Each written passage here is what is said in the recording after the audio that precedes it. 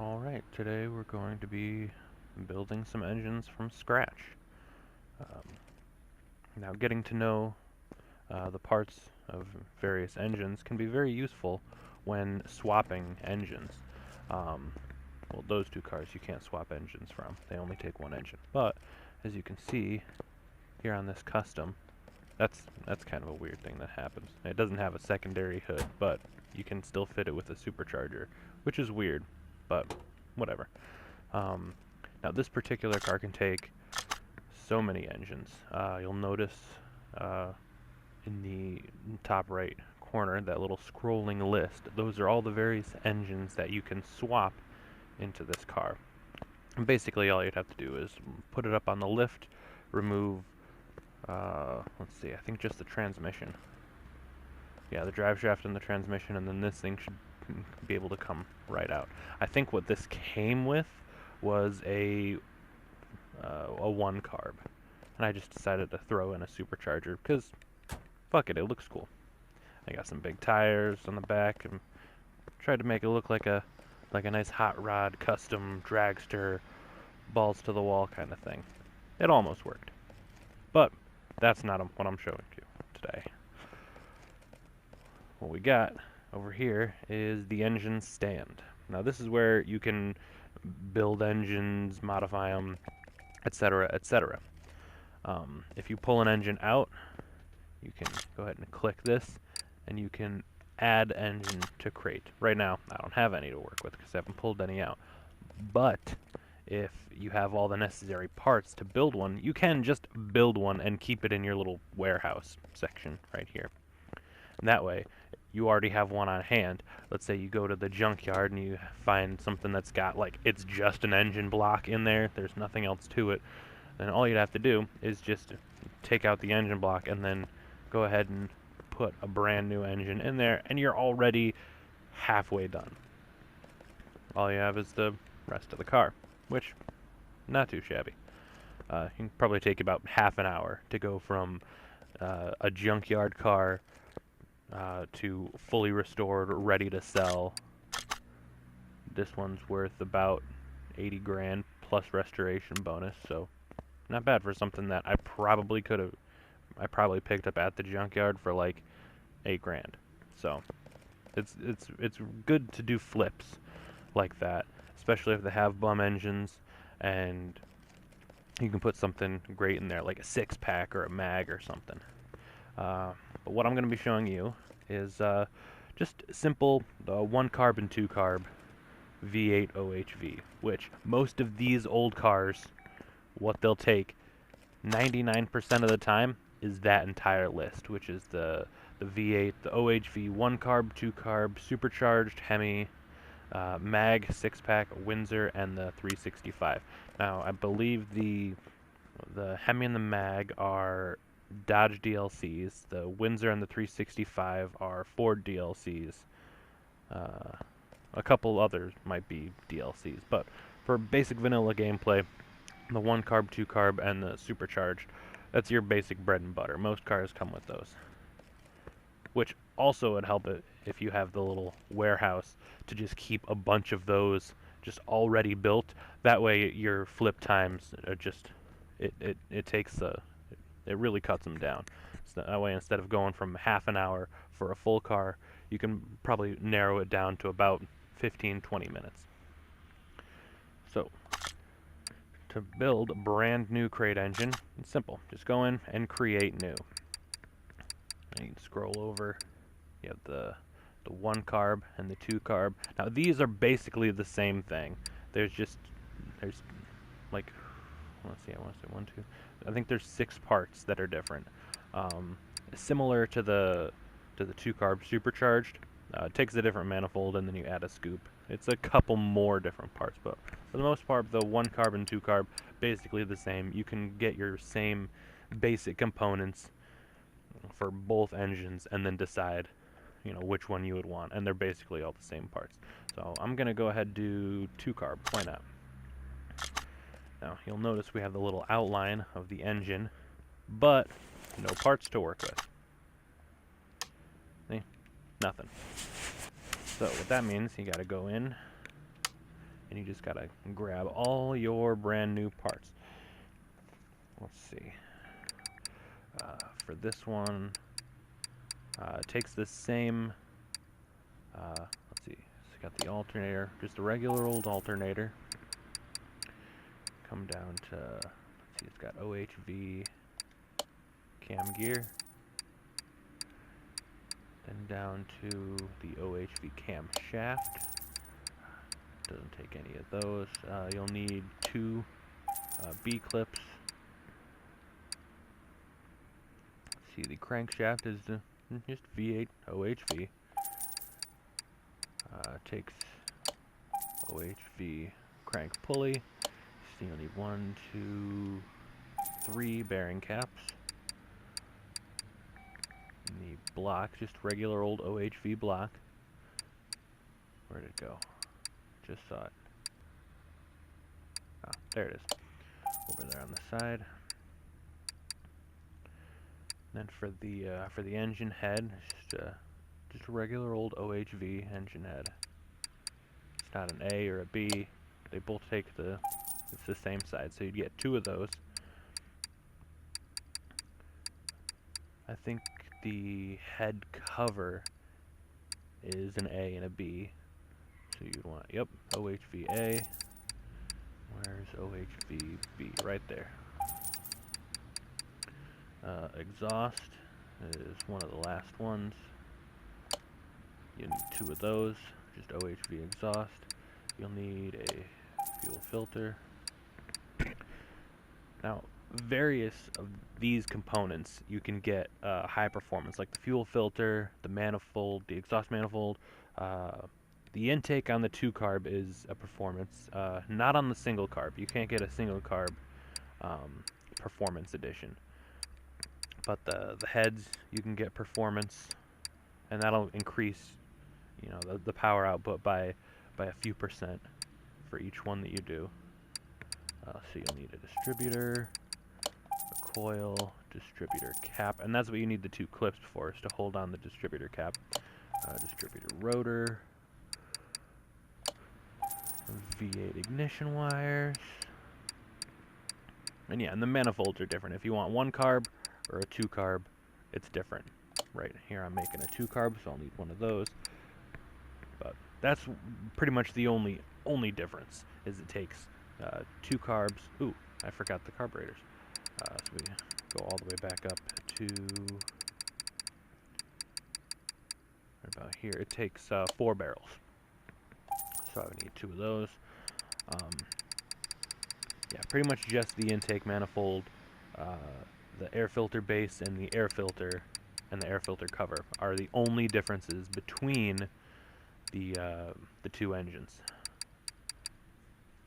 So, all right, where was I? I had the intake manifold. I already got that. It'll need an oil filter, OHV. It'll need an oil pan. Where is it? V8 OHV. I'll need piston rings, 8 of those. A piston with connecting rod, 8 of those. I think it takes a regular V8 power steering pump. That you can get performance. Same with the alternator. See, rocker arms. I'll need 16 of those, because it's 2 per cylinder. 8 cylinders times 2, 16. Connecting rod caps. You'll need 8 of those. Same per cylinder. Alright, here we have the round air filter. That's for the 1 carb and 2 carb. So we'll need the 2 carb of that. We'll need the 2 carb of the base. And for the cover. Alright, serpentine belts. We'll need the OHV versions, A and B. There's A. And there's B. Right below that is the spark plugs, and we'll need 8 of those. Since I'm not actually going to be mounting it into a car, I don't need like a starter or anything like that. Let's see. Timing belt would be V8 OHV, or timing chain. Let's see, we'll need the timing cover. There's that. We'll need about 16 push rods. And just a regular, it's not like a fancy schmancy one. We'll need a water pump. V8 OHV. There we go. And then a regular old water pump pulley. And that's it. And those, all the parts you would need to make your engine.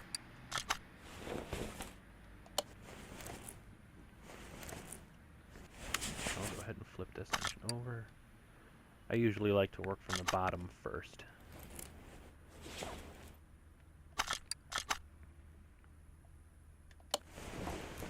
Crankshaft. There we go. I wanted to put the cam in.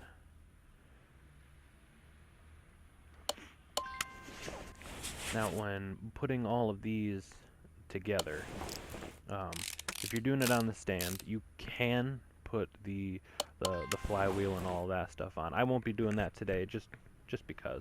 But most times when I do an engine, I just put everything on the stand that I can. That way, it's just I don't have to worry about anything else once I put it into the car and do the swap. Now, this is the same basic procedure for building just about any engine, whether it's a 6-pack or a supercharged. Usually I like to start from the bottom, you know, get the crank and the cam in there, put all the bottom stuff on, and then once the oil pan's on, and then just flip it over from there and start getting all the topside stuff done. It seems to be a fairly efficient way to build the engine. You're not coming back and turning it all around. I did this. Oh, I didn't do that. Just getting it all done from one perspective, and then just flipping the engine and going to the top. Now, if you don't have the necessary expansions, if you haven't reached that level yet, I think it's I want to say it's around 20, where you unlock the engine crane. You can't do it unless you have the engine crane. So if you're just starting out, you're probably not going to want to build any engines unless you have a bunch of money somehow and you just feel like building engines for experience. Which, these OHVs, they are really good for experience. Because you have all the rods, all the caps, and you have to install them individually. Unlike where the Hemi, once you install the valve push rods, then you have instead of all the individual rocker arms to put on, like this. There's the valve rod, and then there's the rocker arm. And these are 1 XP each. Whereas if you were working on the Hemi, you would just be putting in all of the valve push rods, and then there would just be 1 large assembly of rockers, and you'd only get 1 XP for that. Whereas here I'm getting 1 XP for all 16 valves, or valve push rods, and all 16 of the rocker arms. You're getting an additional, 16, wait no, probably 14. You're getting an additional 14 XP per engine that you build if you do just the regular old OHVs and stuff. I think that's the same for the mag, I want to say. The mag and the 6-pack, I believe, are similar in which they use the actual rockers. But yeah, each part that you take on and put off, that's 1 XP. So if you're just looking to just farm XP, building engines is a pretty good way to go.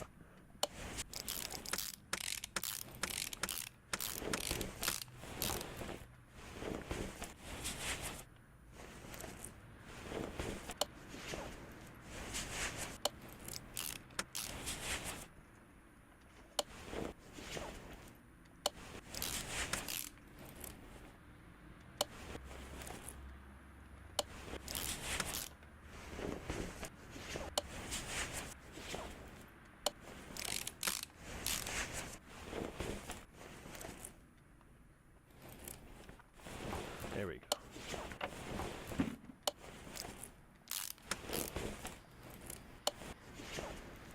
Yeah, I usually like to focus the the cursor. I will like to click it on the actual engine head. And then instead of moving it around this way, you know, going to each individual one, I usually like to click and then move with the left analog stick and just go around that way. I don't know, for some reason it seems to be a bit easier to get everything like in line, especially when disassembling an engine. Because once you have all of the rockers off when disassembling the engine, sometimes you can like kind of sort of move the cursor in a certain way that it'll line up all of the rockers, and then you just have to click, click, click, click, and you're just pulling out all the rockers. And that saves time when disassembling an engine. If you want to, you know, if you've pulled the engine out and you want to restore the entire engine, it makes disassembly a lot faster, which, as in all aspects, time is money. Now, I've been able to do an entire car. Like, I've gone to like the junkyard and like picked up a complete shit box and flipped it around in about half an hour. That was my entire involvement in the car. And that's from, you know, picking it up, taking all of the parts off, reconditioning what I could, and buying what I couldn't recondition, and then assembling the whole thing all together again. Engine and all. About half an hour.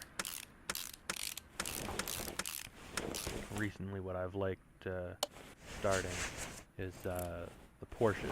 If I can find like a Porsche, whatever it is, usually it's a Turbo S that I find at the junkyards. If I find a Turbo S for like, I think at the junkyard you can get it for like 20 to 30,000. I usually find one of those, and yeah, I'll flip it, and then I'll turn that 30 into between like 120 and 220,000, depending on, you know, how many miles are on the actual car. But that seems to be a good way for me to flip around all my stuff. As you can see, I have about 3.5 million, so I've been doing it a lot. And that's after I've spent, you know, all the money getting every single garage upgrade, every single parking garage slot. It's a lot of money.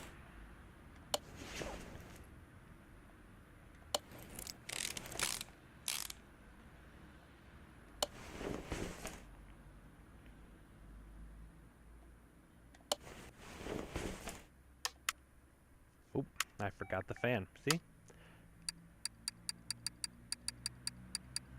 Just go up.